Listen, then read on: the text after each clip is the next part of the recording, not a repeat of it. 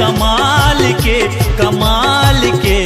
दे देना वो, दे दे रानी दे दे एक चुम्मा के सवाल है, दे दे रानी दे दे एक चुम्मा के सवाल है।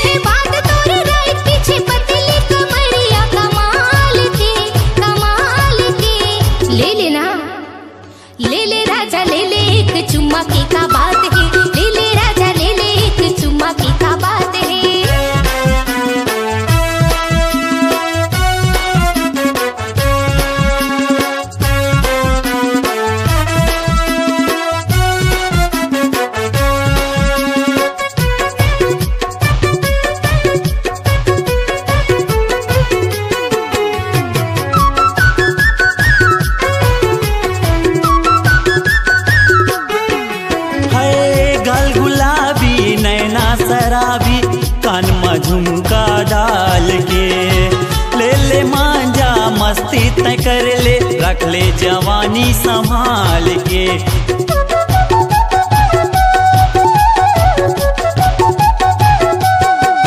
है गाल गुलाबी नैना शराबी, कान में झुमका डाल के ले ले मांझा मस्ती तय कर ले, रख ले जवानी संभाल के।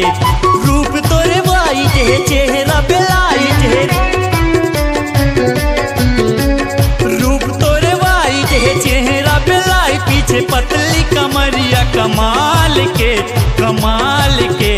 कम ऑन बेबी, दे दे रानी दे दे एक चुम्मा के सवाल है, दे दे रानी दे दे एक चुम्मा के सवाल है।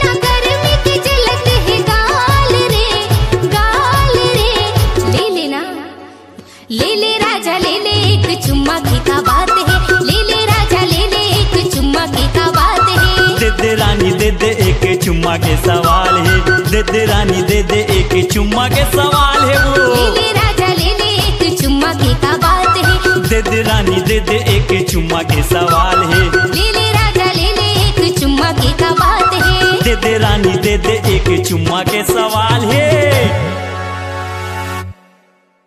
आपकी आवाज ही आपकी पहचान है। यदि आप अपनी आवाज को एक नया आयाम देना चाहते हैं तो चले आइए मल्टी ट्रैक डिजिटल रिकॉर्डिंग के लिए AVM ऑडियो वीडियो स्टूडियो, खबतराई, रायपुर 9301523929 9329698047। आप सुन रहे हैं MP3 एल्बम टूरी के जवानी करत है बवाल। लोग छत्तीसगढ़ दुर्ग भिलाई की प्रस्तुति। गायक हैं देव साहू, गायिका सविता साहू, लता धृतलहरे। प्रोग्राम हेतु संपर्क करें। संपर्क नंबर है 9098817880। टूरी के जवानी करत है बवाल।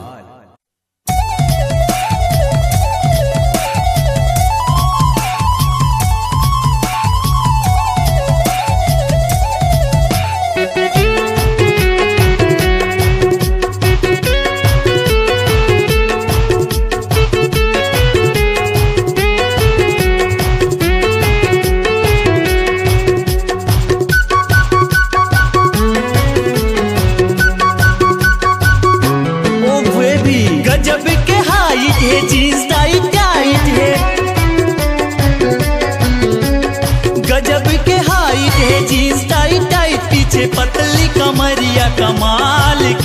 कमाल के। दे देना वो, दे दे रानी दे दे एक चुम्मा के सवाल है, दे दे रानी दे दे एक चुम्मा के सवाल है। जींस मोरे टाइट है, बात तोर राइट है। हाँ जींस मोरे टाइट है, बात तोर राइट। पीछे पतली कमरिया कमाल के, कमाल के। ले लेना, ले ले राजा ले ले एक चुम्मा के का बात है।